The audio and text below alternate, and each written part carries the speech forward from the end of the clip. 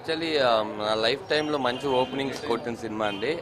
నా ప్రయత్నాన్ని ఆదరిస్తున్న మీ అందరికీ thank you very much. Cinema అందరూ ఓవరాల్గా చాలా బాగుందన్నారు. ఇలాగే ఈరోజే కదా 11 o'clock షో కాబట్టి మెల్లిమెల్లిగా మౌత్ టాక్ స్ప్రెడ్ అవుతుంది. చూసిన వాళ్ళు అందరూ చాలా బాగుంది అంటున్నారు. నేను కూడా ఫ్యామిలీతో వచ్చాను. Thank you very much for all supporting guys. Thank you.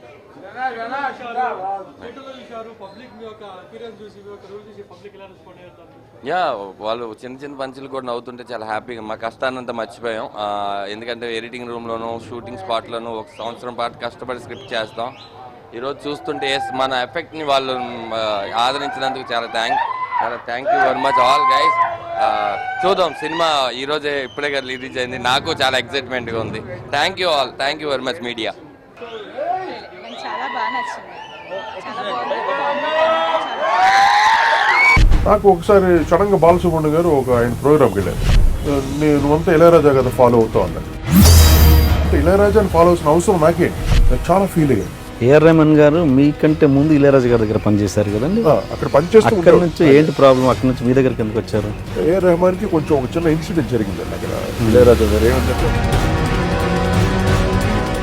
ఇండస్ట్రీలో ఉమెన్ ఎక్స్ప్లాయిటేషన్ గురించి మాట్లాడుతూ ఫుల్ లైమ్ లైట్లో ఉన్నప్పుడు ఒక 4-5 నన్ను ట్రాప్ చేశారు.